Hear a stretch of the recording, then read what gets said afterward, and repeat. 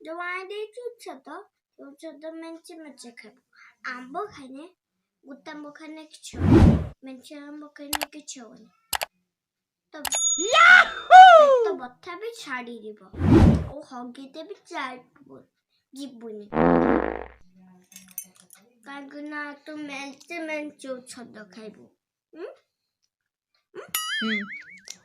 ହଗିତେ ନ ଗଲେ ପେଟ ଖରାପ ହବନି ନା?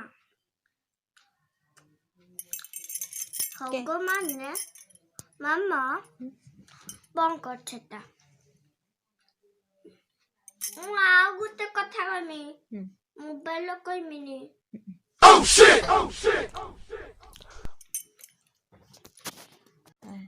ତୁ ଯଦି ଔଷଧ ଖାଇବୁ ପୁରା ଏତିକି ଖାଇବୁ, ମେଞ୍ଚେ ମେଞ୍ଚେ ଖାଇଲେ ଦେଖିବୁ ତ ପେଟ କାଟିବନି କି ବଥା ନେଇଗନି ଖାଇବୁ। କୋଉ ଔଷଧ? ସେ ଯୋଉ ଆଣି ଦେଇଛି ଔଷଧ